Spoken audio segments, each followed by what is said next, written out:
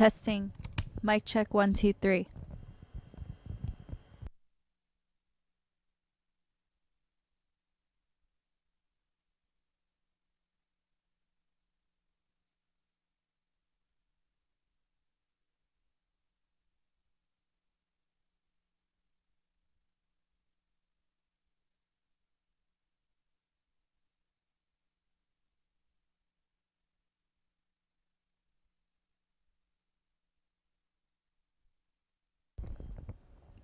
Testing.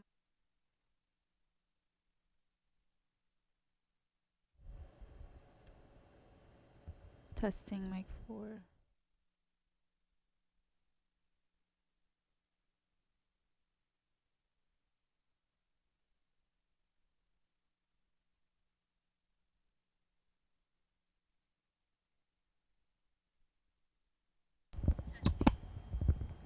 Testing mic 4.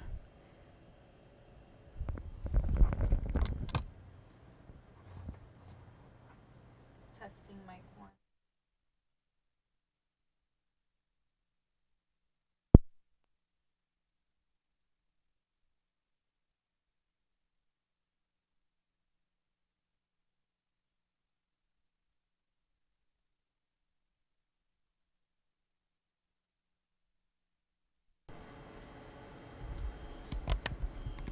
Testing mic 1. Testing mic 4.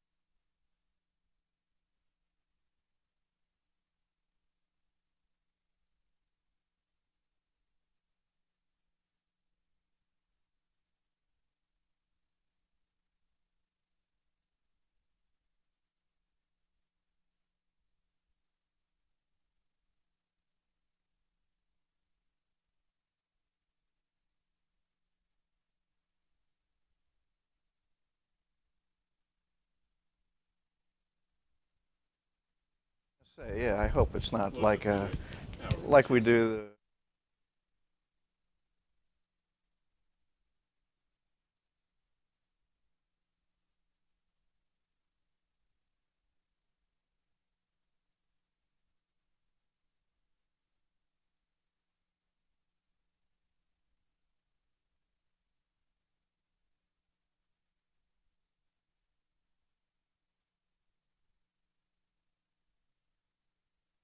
That helps, huh?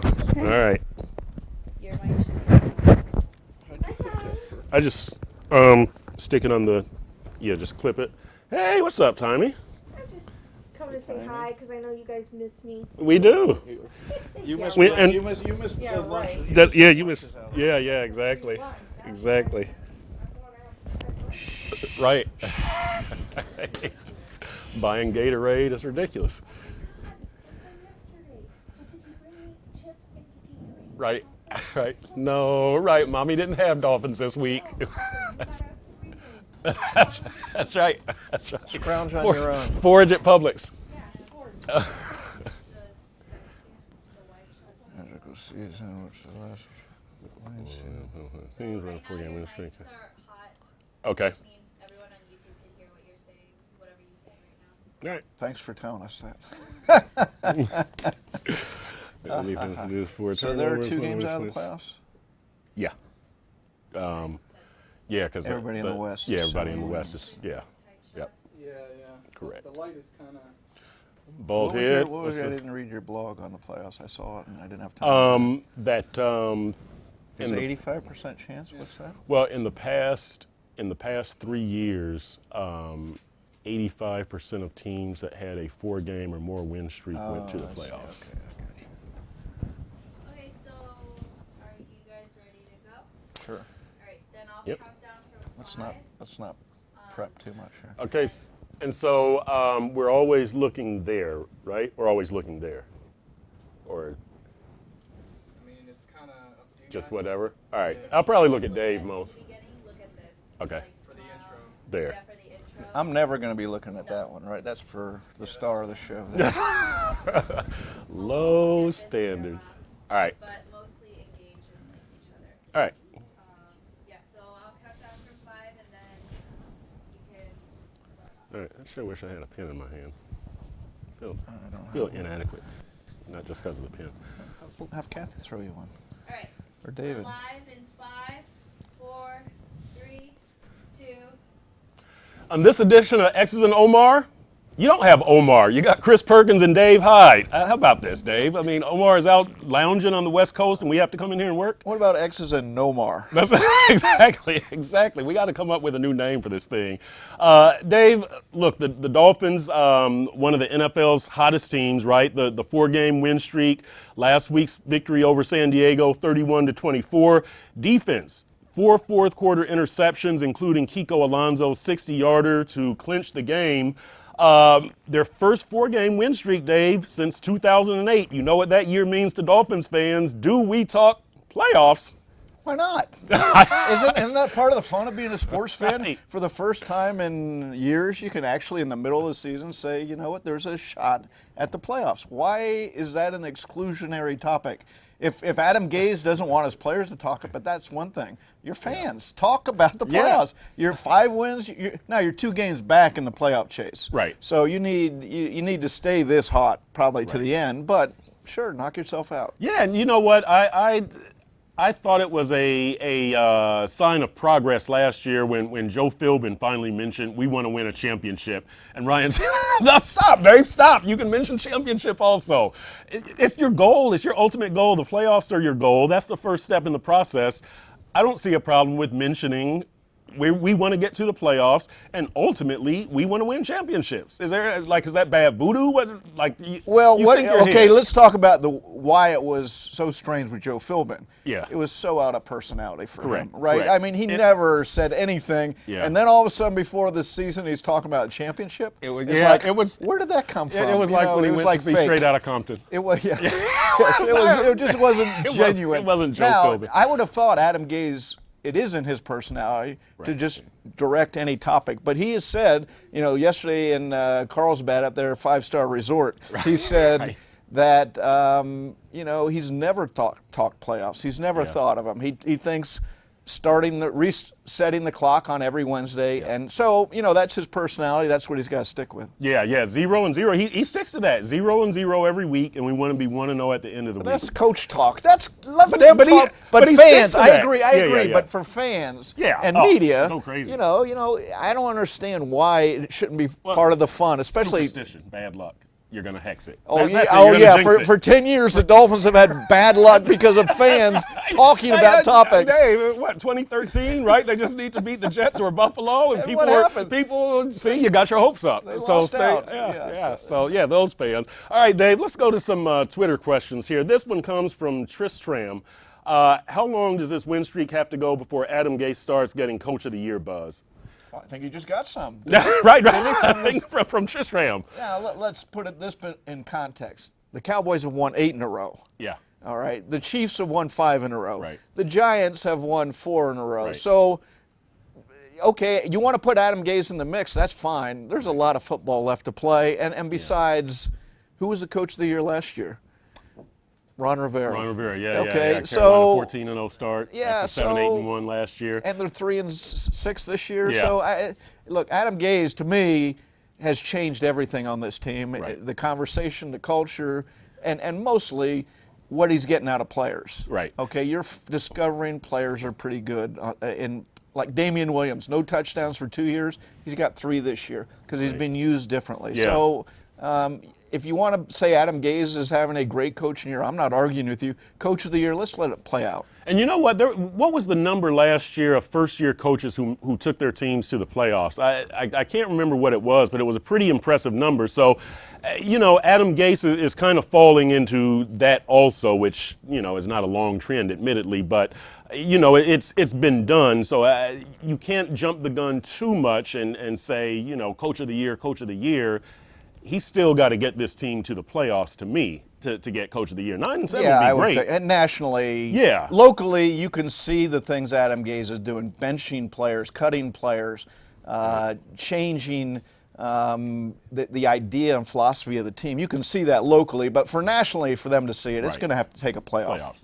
Playoffs, definitely. This one comes from, is it Lord Ruse? What are some of the things Adam Gase needs to improve on?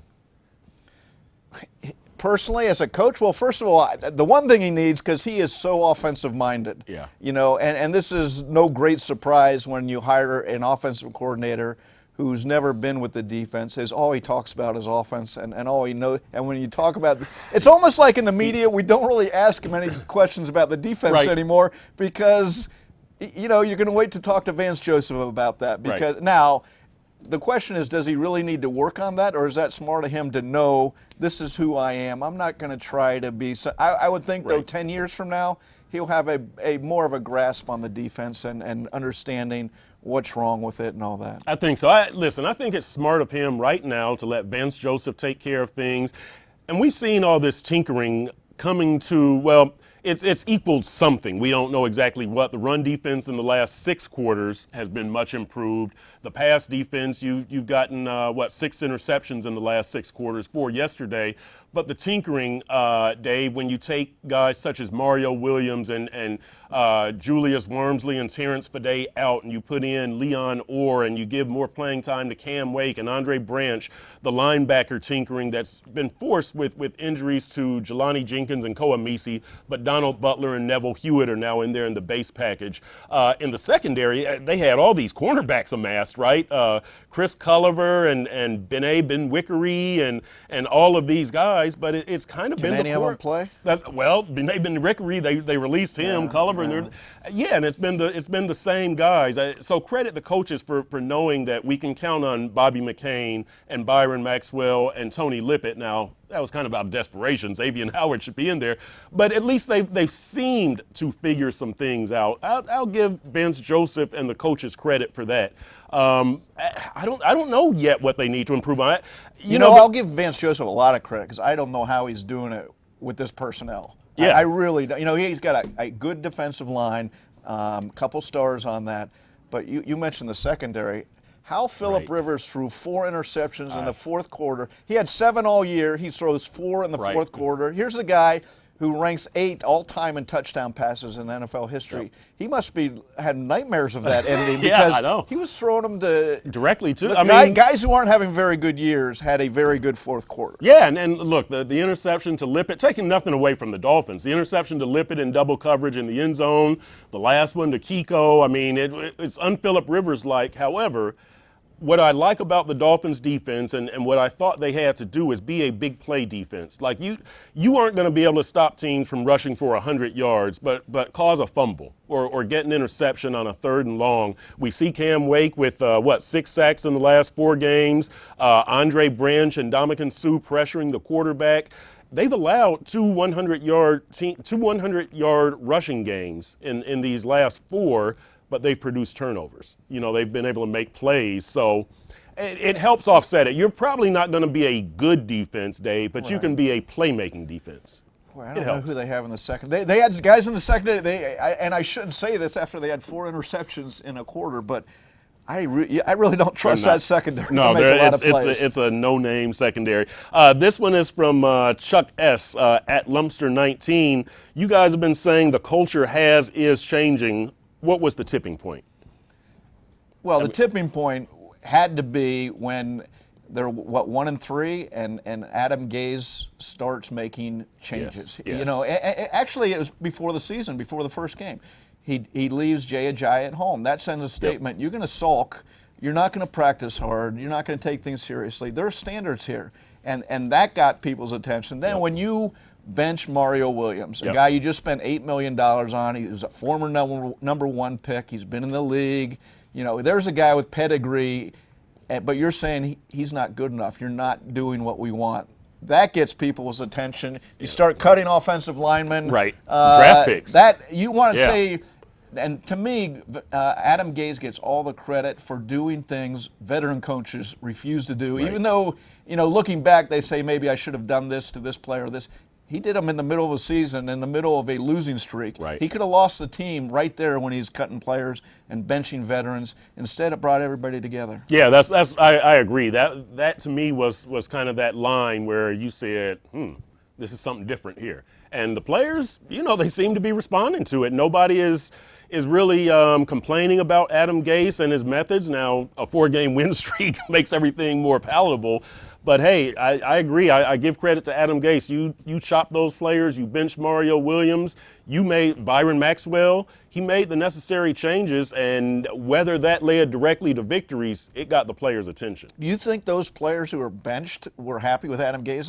Like a Jay Ajayi, no. We were in the locker room with Jay Ajayi when he got, you know, the week after when he talked about he was not happy about being benched. No, he was not. And you know what? And I think because all he gave us was, I just want to help the team win.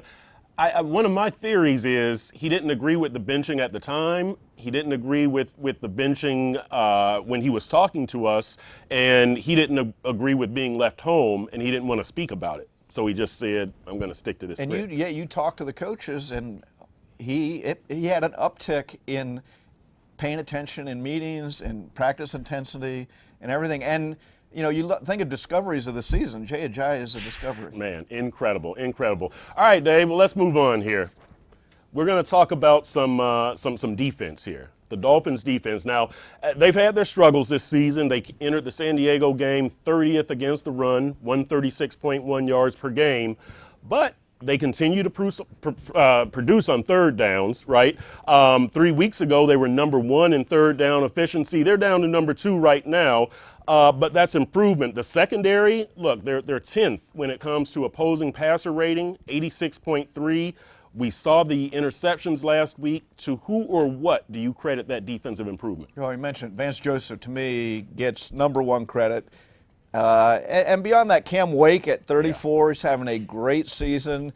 At a time in his career when even the coaching staff doubted he could play like this, or at this much. Remember, he was very limited in his snaps at the start of the year, and they realized we need to get him on the field more.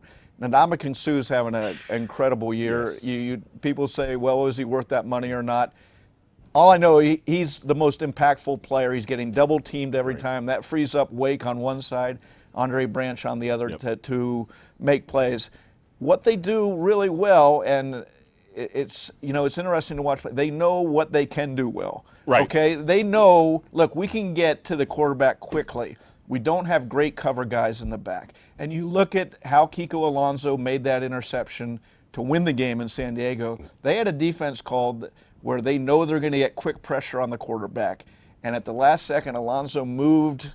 He shifted. And Ryan Tannehill is actually watching on the sideline, and he thinks to himself, I hope Phillip Rivers didn't see him shift. Right. And he shifted right into where it turns out Phillip Rivers wanted to throw. And because he had such quick pressure on him, Phillip Rivers had to get rid of the ball very quickly, and Alonso was right there. So as an example, the defense knows what it does well. Right. Where the credit goes, it's tough to pinpoint one area because, again, they have not stopped the run.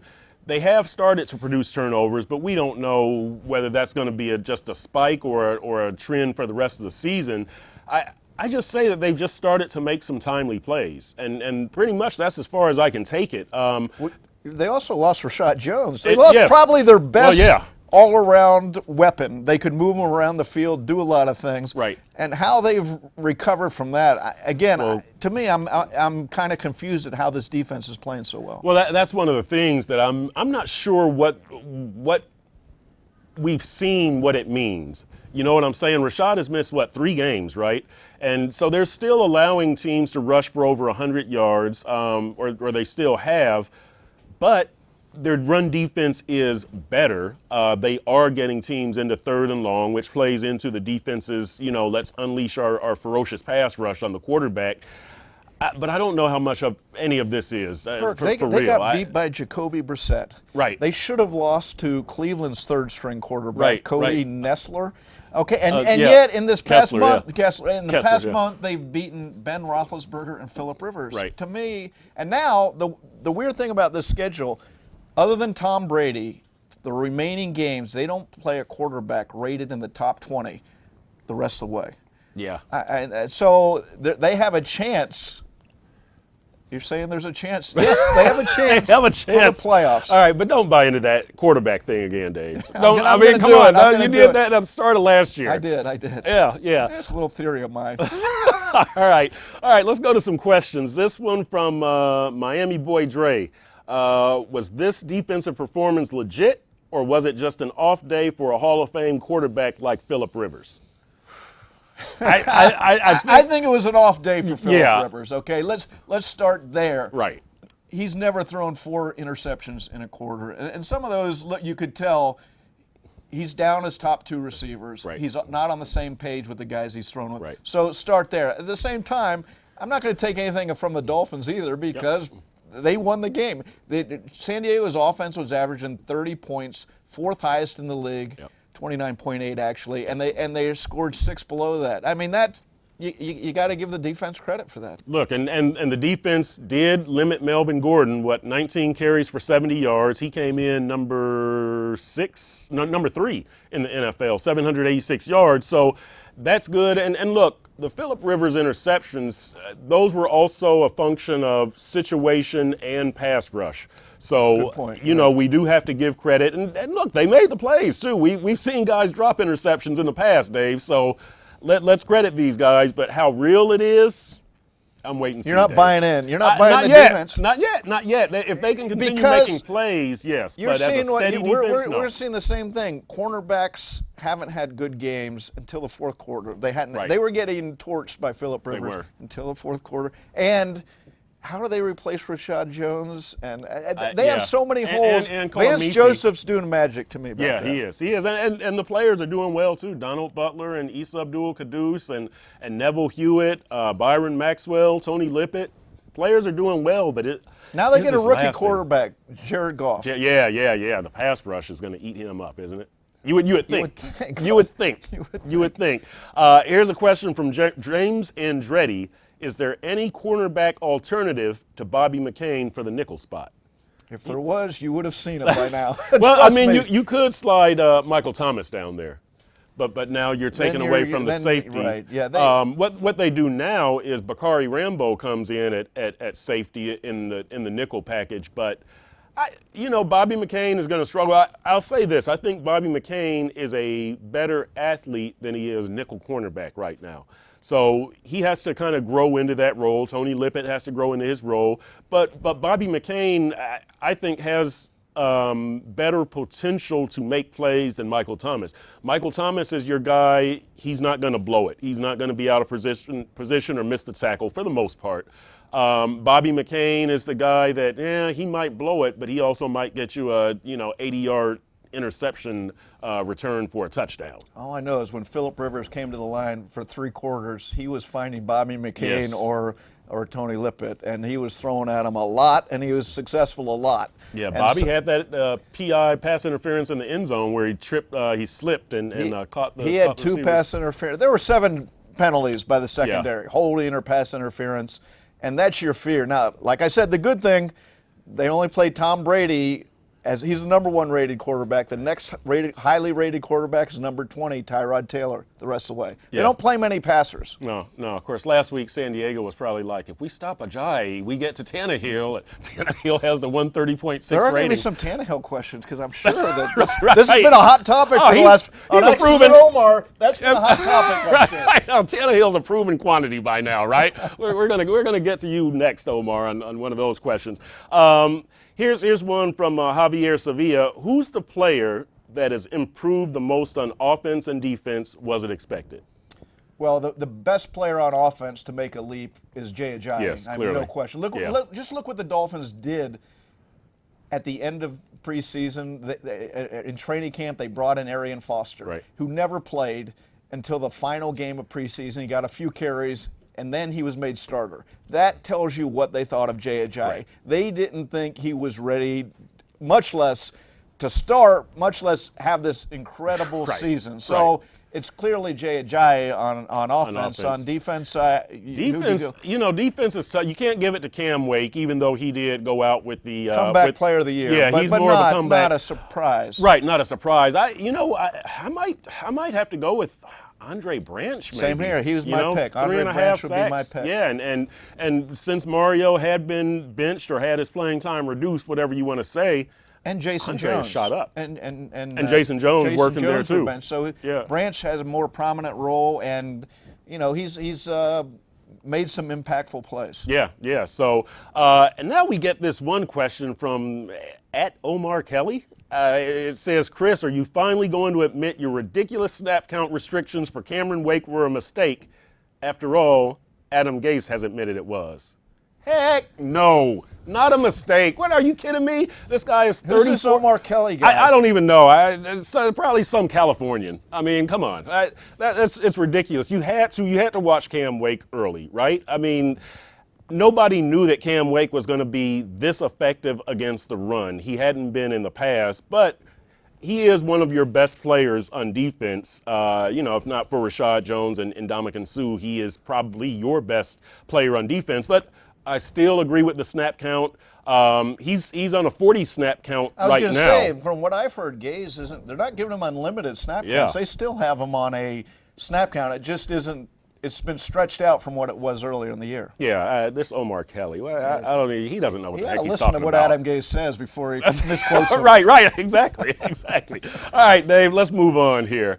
We're going to get to the L.A. Rams. I almost said St. Louis. The Rams, they're right there, hovering around 500. They beat the Jets 9-6 last week. I think that was their 3rd game without a touchdown, and that they're 2-1 in such games, which is kind of bizarre. But anyway, we expected a lot out of Jeff Fisher's team, Todd Gurley, Jared Goff, Aaron Donald. We didn't expect a lot out of Jeff Fisher's team. He hasn't done anything in 15 years. Why would you expect anything out of his team? Well, that leads to the question, what's wrong with the Rams? So you're saying nothing. They're meeting Jeff Fisher expectations. This is what Jeff Fisher, look, they That's have what he does, huh? very good team, but as Jeff Fisher's teams have, he's never really solved the quarterback position. Right. He can build good defenses because that's his strength. They got a good pick in Todd Gurley, which is a franchise running back. Yep. But to win in the NFL, you got to go out and get quarterbacks. And they went out, they traded up for Jared Goff, 15-1, very aggressive move. and they took the wrong quarterback. I know. They took the wrong quarterback. It's incredible. It's incredible. And look, they do have some good talent, but Todd Gurley, 515 yards this year, 3.1 per carry. But why is that? Because I Well, would assume, everything- not studying the Rams, but I would assume defenses are just saying we're going to let Case Keenum beat us, but Todd Gurley isn't. Right. Everything around him is not good enough. The same with Aaron Donald, who many regard as the best defensive tackle in the game. But what's around him? I mean, a defensive tackle, as Ndamukong Suh could tell you, is not going to change the entire trajectory of a defense. So what's wrong with the Rams? Well, you start with, I guess you say start with Jeff Fisher, but they don't have much talent. But they just don't. He's the guy getting the talent. So I Yeah, guess it does go remember back to him. the Dolphins had a chance. Remember the helicopter, Yes, Jeff Fisher yes. landing? Fans were so upset he didn't come. And I thought, okay, they would have rolled the dice with Jeff Fisher, but it's no great loss when he wants personnel control. Right, So, exactly. And you're seeing why out at the Rams. Right. All right, Dave, let's go to some of these questions. This one from Adam Smith. Is this team finally behind Ryan Tannehill? Seems like he's getting more respect than ever from his teammates. You win 4 games in Yes, a row, yes. and winning makes everybody happy. And being in the locker room after the last game in Chargers, it was interesting. Tannehill had finished his press conference, and one by one, Devontae Parker, Brandon Albert, players came by, shook hands with him, talked to him, and you know what? I think Tannehill's gone out of his way. He understood he didn't have the respect of a lot of guys on offense after last year, and he's made a point of trying to get that this year. But what wins respect is the big throws he's making in games. Right. Those type of throws all of a sudden will win over any team. Right. And look, you saw I'm trying to get my throws straight, the 39-yard touchdown pass to Kenny Stills, Right. well thrown, he takes a big hit. 56-yarder to Devontae Parker, well thrown, he takes a big hit. 18-yard touchdown to Damian Williams, just a beautiful touch pass. And just like you're saying, those are the things that get the respect. You make 2 good passes and take a big hit, and another pass you just put perfectly when Damian Williams has outrun a linebacker, toss it to him, perfect throw, end zone, touchdown. That's what gets respect. The players see that, and it's like, all right, I can roll with this guy. And for the first time, you're seeing momentum build that Tannehill, there's something there, okay? Right. And Adam Gase is getting a lot out of it, and it's going to be interesting the last half of this year. He's comfortable with this offense. We're going to see where Brandon Albert is, but Yes. he's got a good offensive line in front of him, a good running attack. And finally, he has some help, and we'll see where this goes with him. We lead right into our next question from Unstoppable JD. Is Brandon Albert's injury going to be an issue going forward? Short answer, no. I don't think so, because Laramie Tunsil has shown now he came in as a left tackle. Right. He's a franchise left tackle. That's what he was rated as by teams. The Dolphins had him as the 2nd overall pick in the draft, and that's his natural position. So, yes, there'll be a little learning curve as he moves back there, and he's a rookie, but he can play left tackle. And I think Adam Gase has most NFL coaches' philosophy, and I hate to say this around the Dolphins because it's been such an awful position for them Here we for go. years. But Do I it, think Dave. Adam Gase thinks he can put anybody in at guard, Yes. and as long as they are capable NFL players, he'll be fine. That's And what agree. I think. I agree with him. on that. Here's too. Here's how I would answer whether Brandon Albert's injury is going to be an issue going forward. If Brandon Albert is not out there, yes, it will be an issue. If he's out there with a cast and his effectiveness is reduced, you can roll with that. If he's not out there, he's one of your best players, and I can't quantify exactly how it would show itself, but he's one of the best players on the team, clearly one of the best offensive linemen. Brandon and Mike Pouncey are the 2 most indispensable on the offensive line. I think we would agree on that. But the play will drop off. I don't know if it's in sacks, in run game, in a word that I hate, leadership, which I think is totally overrated. I don't know, but you can't just it's like Rashad Jones, right, Dave? You can't just lose your best players and not show, right? Here's where it's different. I think Rashad Jones, they didn't have anybody to replace him. Okay, they didn't have an impactful defensive player in the back 7 Right. who can do the things he can do. I think, and we're going to see Yeah. now. Laramie Tunsil's going out there. I think he can do the job at left tackle. And like I said, I think they can find a left guard. Yeah. You know, will it go down? Yeah, because you take talent off, it'll go. Right. But I don't think that will sink the season. I think they'll be okay. All right, and as far as we know, Brandon Albert is supposed to see a hand specialist, so you know we still don't know his status for Sunday's game at the Rams or beyond that. Dave, this one from Theo G. Which player on the roster becomes a top priority to resign during free agency? Jelani Jenkins, Deion Sims, Kenny Stills, Andre Branch, Chris Culliver, Jason Jones, Jermon Bushrod.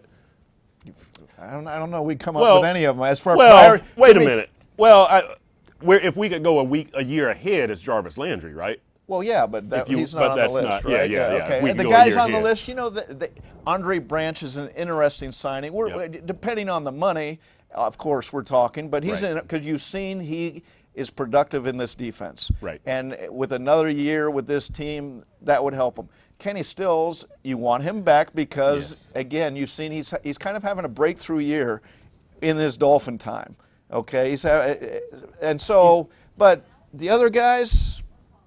I mean, Bushrod. What about Well, Bushrod? Bushrod, yeah, but again, he will be going to his 11th year. We're not talking breaking the bank for Jermon Bushrod. You love him. He's a great guy to have in the locker room. He obviously is the type of guy who can adjust on the line. You know, he's been a tackle, now he's playing guard. So, yeah, you want him back. But as far as priority signings who are going to cost you a lot of money, I'm not sure there's really anybody this offseason. That's what I was going to say. It's going to depend on how much money they want, right? You would think Kenny Stills will probably be the most valuable on the open market among all these guys because there's his age and he's a deep threat. And he's a deep threat. You know, but Jelani and Deion Sims and Chris Culliver, Jason Jones, and like I said, Bushrod. And you got the idea they drafted Carew. They traded up to draft Carew with the idea that they're going to lose Kenny Stills in free agent. I mean, that was my thought when they're making moves like that. So we'll see. Yeah, Dave. We'll end on this. The people out there who are still bashing Ryan Tannehill, Omar Kelly. Is he still bashing Omar?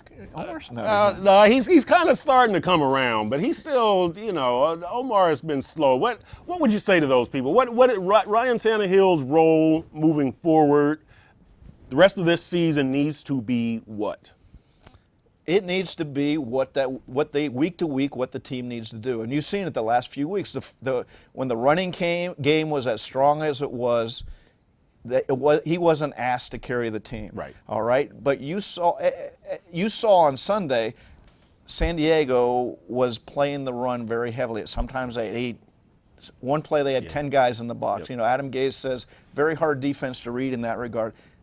Ryan Tannehill read it, and he had 240 yards passing. I bet he's had a lot of games where he's had over 200 yards passing that wasn't nearly as impactful as that. A lot of empty yards in games for Ryan Tannehill. There was meat on the bones in almost all those yards. Right. That's what he needs to read the game in his 5th year and decide what does the game need out of me this time. Yeah, I agree. If people want to use that term game manager, whatever.